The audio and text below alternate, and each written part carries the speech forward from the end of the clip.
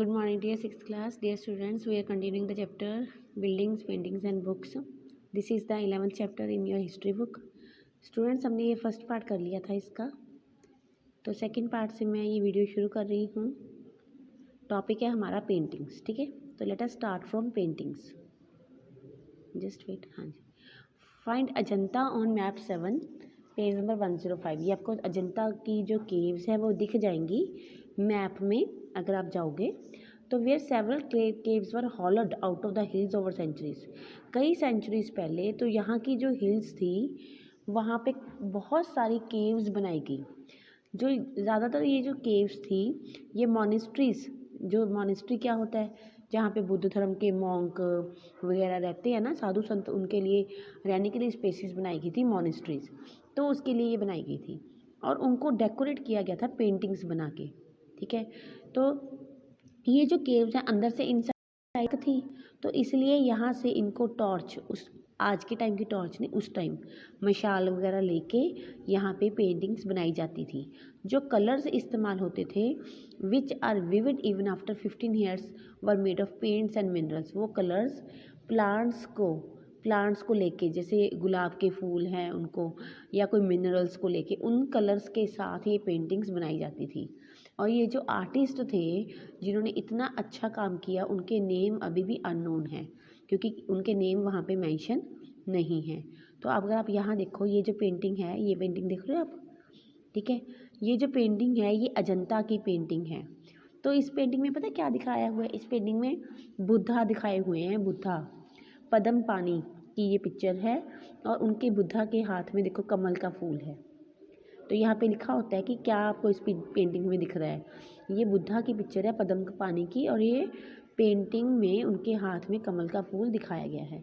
उस टाइम ना दो तरह की पेंटिंग्स थी. देखो, एक तो मुराल पेंटिंग होती है जिसको दीवारों पे पेंटिंग किया जाता है, उसे मुराल पेंटिंग कहते हैं. और एक पेंटिंग होती है मिनिएचर पेंटिंग, जो स्मॉल पेंटिंग होती है. बट एंशियंट टाइम में मुराल पेंटिंग होती थी. ठीक है, दीवारों पे होने वाली पेंटिंग. और ये जो नीचे ये पिक्चर है ये भी आप देख सकते हो. ठीक है, ये भी उसी टाइम की पेंटिंग का ही एक एग्जाम्पल है. तो let us move further on next page. तो ये जो पेज है बच्चे, the word of books, it is very very important page. इसे ध्यान से सीखना कि कुछ बेस्ट नोन एपिक, बहुत सारे एपिक्स उस टाइम लिखे गए. एपिक होता क्या है? एपिक होता है ग्रैंड लॉन्ग कंपोजिशंस. जो लंबी लंबी रचनाएं नहीं होती, लॉन्ग कंपोजिशंस होती हैं किसी भी हीरोइक मैन और वुमेन के बारे में, जिसमें गॉड गॉडेसेस की स्टोरीज भी इंक्लूडेड होती हैं, वो होती है एपिक्स, ग्रंथ. ठीक है, तो एक जैसे एक फेमस तमिल एपिक था जिसका नाम था शिल्पाधिकरम उस एपिक का नाम था. और उसके जो पोइट थे उनका नाम था इलेंगो उनके पोइट का नाम था शिल्पाधिकरम एपिक के, जो 1800 ईयर्स अगो पहले लिखा गया. 1800 ईयर्स अगो पहले. जैसे ना साउथ हमारे नॉर्थ इंडिया में आप रामायण वगैरह नहीं कहते, रामायण है, क्या कहते हैं, महाभारत है, उसी तरह ये साउथ इंडिया का एपिक है. शिलापादिकरम मेन एपिक है वहाँ का. तो इसमें ना एक स्टोरी है एक मर्चेंट की जिसका नाम है कोवालन. ठीक है, एक व्यापारी है कोवालन. ये पुहार में रहता है. पुहार पता है कहाँ है? देखो, जैसे ये साउथ इंडिया ना हमारा, साउथ इंडिया में मैं रेड कलर से बना रही हूँ चोला एम्पायर. उसके बाद जस्ट वेट, ग्रीन कलर से मैंने बना दिया, ये तो है देखो चोला एम्पायर, ये है पांड्या एम्पायर, और ये वाला जो हिस्सा है ये है चेराज एम्पायर. ठीक है, ये आपको पता है. तो ये पुहार में रहता है. पुहार पता है कहाँ है? चोला एम्पायर में. चोला एम्पायर में पुहार, ये वहाँ पे रहता है. तो इसका एक नर्तकी है माधवी, ये उससे प्यार करता है और अपनी वाइफ कन्नगी को ये निगलेक्ट करता है ये मर्चेंट. बाद में कन्नगी पुहार छोड़ देती है और मदुरई जाके रहने लगती है. मदुरई यहाँ पे है, पांड्या किंगडम में है मदुरई. ठीक है, माधवी क्या करती, कन्नगी जो है वो पुहार को छोड़ देती है और मदुरई में जाके रहने लगती है. Where he was wrongly accused of theft by the court jeweller of Pandya kings. और यहाँ पे जो पांड्या किंग्स हैं, ठीक है। पांड्या किंग्स, उसका पति उसके पास वापस आ जाता है, पर पांड्या किंग्स इनके ऊपर ज्वेलरी चोरी का आरोप लगता है और कवलन को डेथ मार दिया जाता है, सजा दी देती है, मार दिया जाता है। जो कनंगी है, जो अभी भी अपने पति से प्यार करती है, वो ग्रीफ में और एंगर में माधुरई को डिस्ट्रॉय कर देती है। माधुरई पांड्या किंगडम की कैपिटल है माधुरई, उसको डिस्ट्रॉय कर दिया जाता है, किसके द्वारा? कन्नंगी के द्वारा। तो ये इस शिलापादिकरम की स्टोरी है, इस एपिक की। उसके बाद एक और तमिल एपिक जिसका नाम था मणिमेकाली, मणिमेकाली, ये एक और एपिक था। ये सतनार ने लिखा था बेटा, सतनार ने कंपोज किया था। ये 100 ईयर्स अगो हुआ था। इसमें जो कोवालन और माधवी की बेटी है, उसकी इस लाइफ को डिस्क्राइब किया गया है।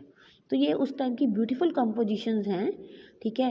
ये काफ़ी टाइम तक तो ये लॉस्ट रही टिल द मैन्युस्क्रिप्ट, फिर बाद में ये मैन्युस्क्रिप्ट डिस्कवर हो गई अबाउट 100 ईयर अगो, 100 साल पहले ही ये फिर से मिली हैं। पहले तो ये क्या थी, ये जस्ट उस टाइम, फिर उसके बाद ये डिस्कवर हो गया था।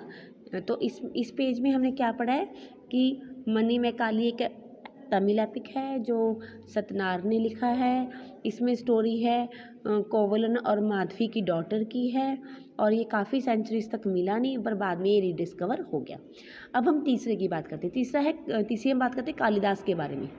कालिदास जिन्होंने संस्कृत लैंग्वेज में राइट किया, ठीक है। तो कालिदास के बारे में बस इतना ही है, बस इतना थोड़ा सा और है कालिदास के बारे में कि उनकी बेस्ट नोन पोइम थी कालिदास की मेघदूता, जिसमें उन्होंने मॉनसून के क्लाउड्स के बारे में राइट किया है कि वो एक मैसेंजर का काम करते हैं between lover who are separated from one another, उन लवर्स के बीच में जो आपस में अलग हो गई हैं, ठीक है।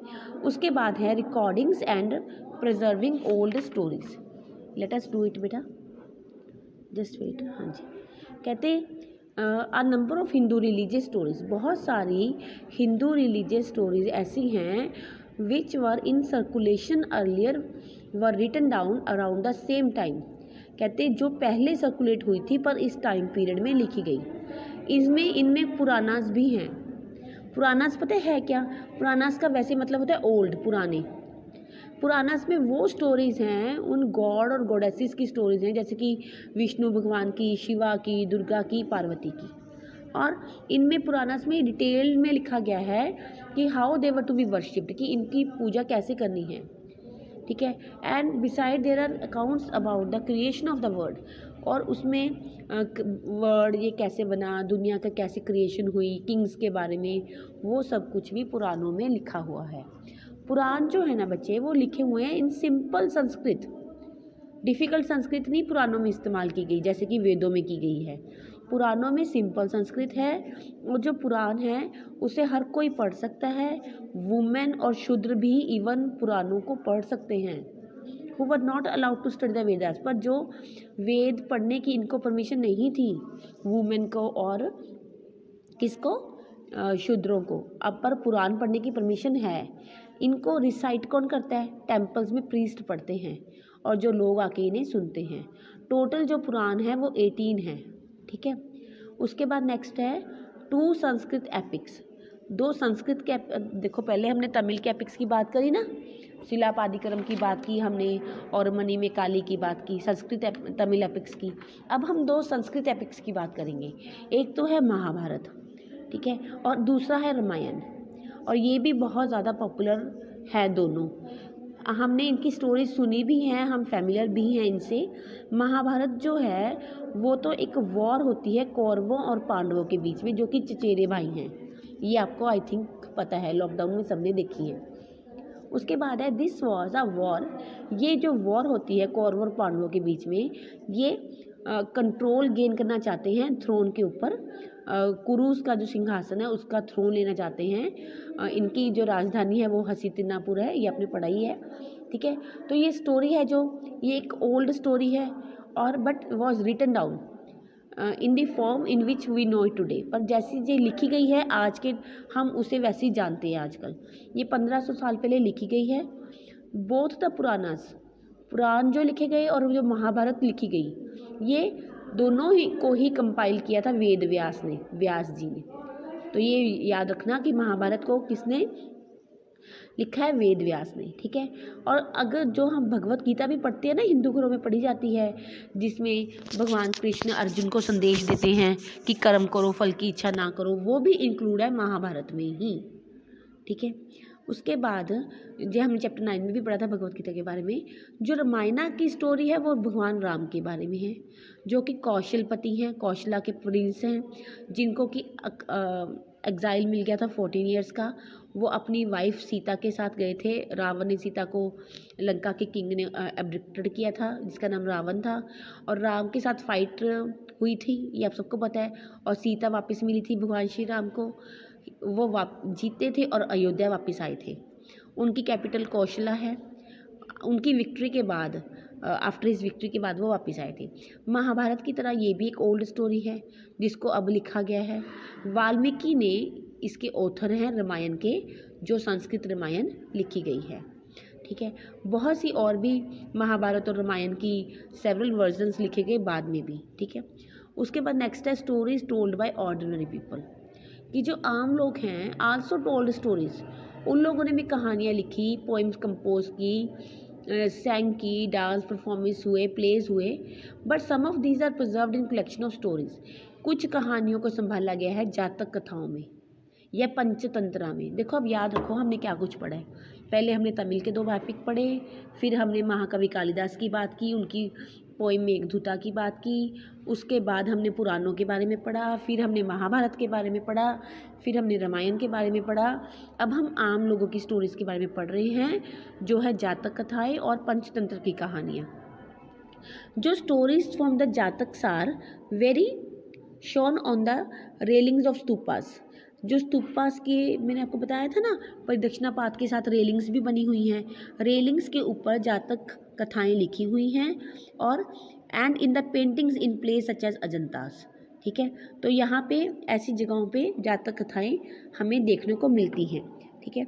Here are such a story. इसके बाद बच्चे यहाँ पे कहानी है एक मंकी किंग की। ये कहानी आप लोग पढ़ोगे और इस कहानी को मुझे सुनाओगे। बड़ी इंटरेस्टिंग कहानी है, आप लोगों के लेवल की है, सिंपल इंग्लिश में है। नेक्स्ट है राइटिंग बुक्स ऑन साइंस।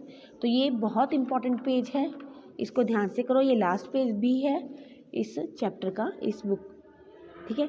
देखो this was also the time, ये वो टाइम है, ध्यान से सुनना। आर्यभट्टा जो कि एक मैथमेटिशियन भी थे और एस्ट्रोनॉमर भी हैं, खगोलवेत्ता, ठीक है, मैथमेटिशियन भी थे। उन्होंने एक बुक लिखी जिसका नाम था आर्यभट्टियम। ये आपको याद करना है कि आर्यभट्टा ने बुक लिखी आर्यभट्टियम, ठीक है। और ये वो उस टाइम बच्चे 23 ईयर्स के थे जब उन्होंने ये बुक राइट की थी, ठीक है। उसके बाद he started that day, and उन्होंने बताया डेज एंड नाइट्स के बारे में, रोटेशन ऑफ द अर्थ के बारे में कि अर्थ रोटेट करता है अपने एक्सिस के ऊपर, सन राइजिंग एंड जो होते नहीं क्या कहते हैं वो, जो हमारे एक्लिप्स वगैरह के बारे में, सोलर एक्लिप्स वगैरह के बारे में, वो सब इन्होंने बताया। और उन्होंने एक्लिप्स के बारे में एक्सप्लेन किया। He also found a way of calculating the circumference of a circle, जो आप निकालते हो। ये किसने बताया? आर्यभट्टा ने। इसे याद करो, ये आपको इस पे प्राउड होना चाहिए।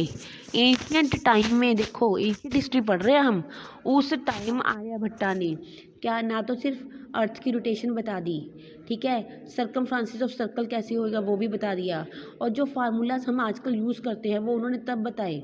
वारामिरा हैं, ब्रह्मगुप्ता हैं, भास्कराचार्य हैं, ये भी मैथमेटिशियन और एस्ट्रोनॉमर हैं जिन्होंने उस टाइम बहुत सारी डिस्कवरीज की, और ये सब इंडिया के हैं। ये न्यू लाइन्स हैं, पुरानी बुक्स में नहीं हैं, बाकी बच्चे इन्हें नोट कर ले, ये न्यू लाइन्स हैं। अब आप बात करो ज़ीरो की, बड़ी इंपॉर्टेंट चीज़ है ज़ीरो। ज़ीरो के बिना देखो मैथ्स नहीं हो सकता। कहते numerals have been used earlier mathematically in India, now invented a special symbol. Zero को इन्वेंट किया इंडिया ने, ठीक है। सबसे पहले हमसे काउंटिंग सीखी अरब के लोगों ने, फिर अरब के लोगों ने यूरोपियंस को सिखाई, और अब ये पूरे वर्ल्ड में इस्तेमाल होती है। रोमन्स जो काउंटिंग का सिस्टम यूज़ करते थे ना, वो विदाउट यूजिंग ज़ीरो करते हैं, रोमन्स करते थे उस टाइम बिना ज़ीरो का इस्तेमाल किए। और इंडिया ने ज़ीरो इन्वेंट करी है।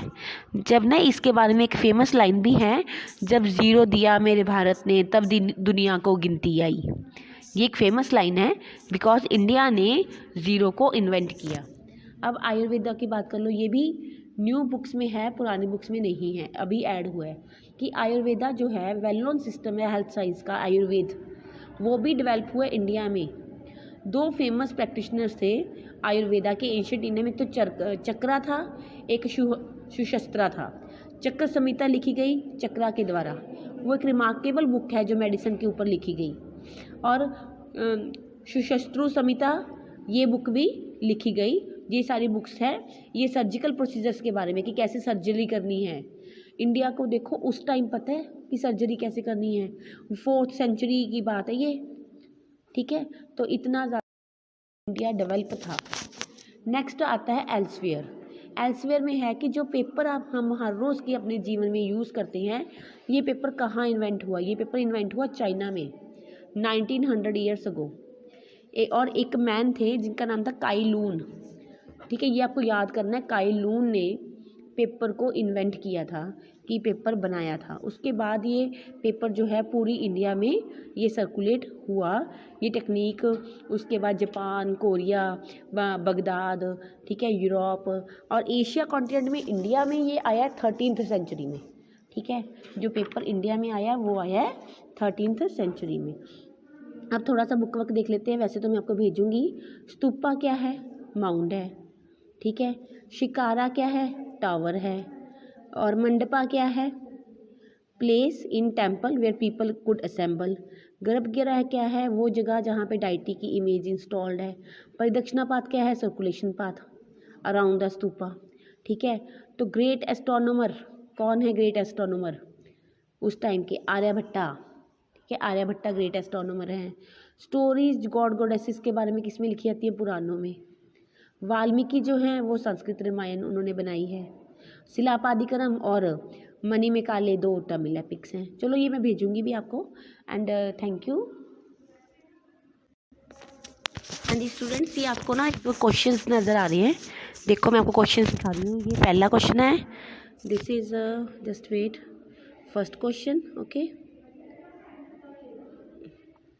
ठीक है।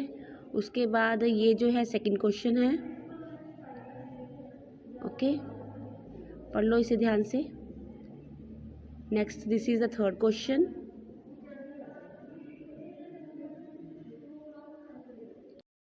ठीक है। And this is the fourth question. आपको इन क्वेश्चंस के मुझे आंसर्स देने हैं, ओके। आपको यहाँ कमेंट बॉक्स में मुझे राइट करना है इनके आंसर्स। तो देखिए आपको बच्चों को कितना समझ आता है। बाकी the chapter is over. Thank you, have a nice day.